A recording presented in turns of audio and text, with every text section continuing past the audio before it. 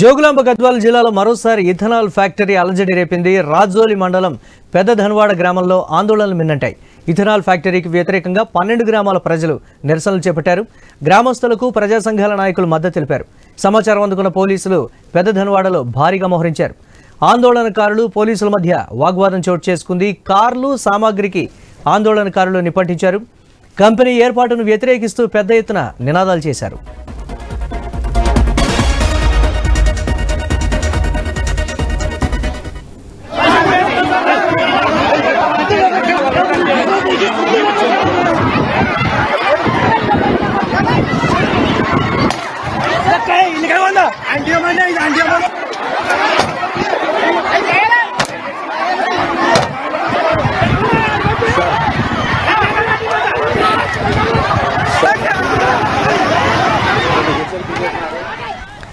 జోగులాంబ గద్వాల జిల్లాలో మరోసారి ethanol factory అలజడి రేపింది. రాజోలి మండలం పెద్ద ధన్వాడ గ్రామంలో ఆందోళనలు మిన్నటాయి. ఇథనాల్ ఫ్యాక్టరీకి వ్యతిరేకంగా 12 గ్రామాల ప్రజలు నిరసనలు చేపట్టారు. గ్రామస్తులకు ప్రజా సంఘాల నాయకులు మద్దతు తెలిపారు.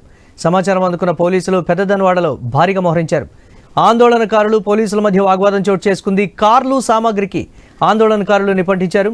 కంపెనీ ఏర్పాటును వ్యతిరేకిస్తూ పెద్ద ఎత్తున నినాదాలు చేశారు. దీనిపై మరిన్ని అప్డేట్స్ మా కరెస్పాండెంట్ వెంకటేష్ అందిస్తారు. వెంకటేష్, ప్రస్తుత పరిస్థితి ఏ విధంగా ఉంది? దీనికి సంబంధించి అధికారులు ఏం చెప్తున్నారు?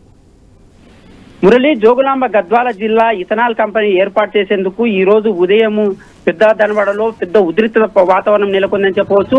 ఉదయం నుంచే పోలీసు వాళ్ళు ఇటువంటి ఎక్కడైతే పరిశ్రమ ఏర్పాటు చేస్తుందో పెద్ద ధన్వాడలో ఇథనాల్ పరిశ్రమకు సంబంధించి గత కొన్ని రోజులుగా ఆ పరిశ్రమకు సంబంధించి ఏర్పాటు చేయవద్దని అక్కడ రైతులు, ప్రజా సంఘాలు, ప్రతిపక్ష పార్టీలు కూడా అక్కడ వినతి పత్రాలు ఇచ్చారు. కలెక్టర్కు వినతి పత్రాలు ఇచ్చిండ్రు, ప్రజా సంఘాలకు, ప్రజా నాయకులకు కూడా ఇచ్చిండ్రు. మంత్రులు వస్తే కూడా ఆ ప్రాంతానికి మంత్రులు వచ్చిన సమయంలో కూడా ఇక్కడ ఇథనాల్ ఫ్యాక్టరీ ఏర్పాటు చేయవద్దని వాళ్ళు వినతి పత్రాలు కూడా ఇచ్చిండ్రు. కొన్ని రోజుల వరకు ఫ్యాక్టరీ యాజమాన్యం ఫ్యాక్టరీ పనులను నిలిపివేసి ఈ రోజు అంటే గత 3 రోజుల నుంచి కూడా ఫ్యాక్టరీకి సంబంధించిన కొన్ని వస్తువులను, కంటైనర్లను ఫ్యాక్టరీలకు తరలిస్తుంటే ప్రజలకు అనుమానం వచ్చి అక్కడ రైతులు కూడా ఈ రోజు పెద్ద ఎత్తున ఆందోళన చేపట్టి ఆ ఫ్యాక్టరీ పైకి వెళ్లి ఆ ఫ్యాక్టరీలో ఉన్న కంటైనర్ను కూడా దగ్ధం చేశారు, అంటిపెట్టారు. దాంతో పాటు పరిశ్రమలో ఉన్న కొన్ని వస్తువులను కూడా బయటపెట్టేశారు.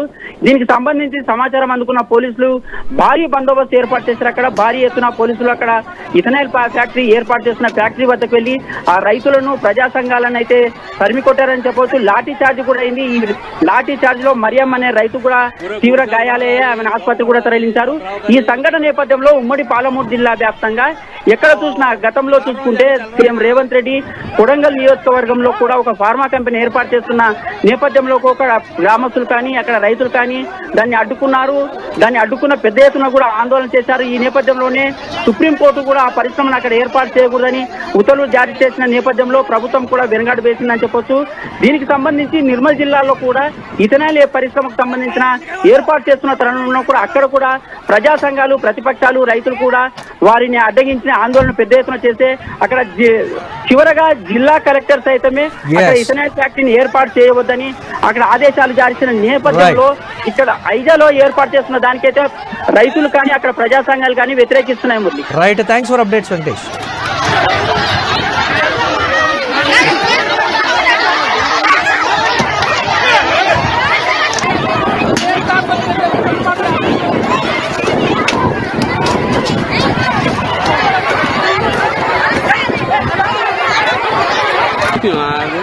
पूरे गुड़सा उखाड़ डाली, सब उखाड़ डाली।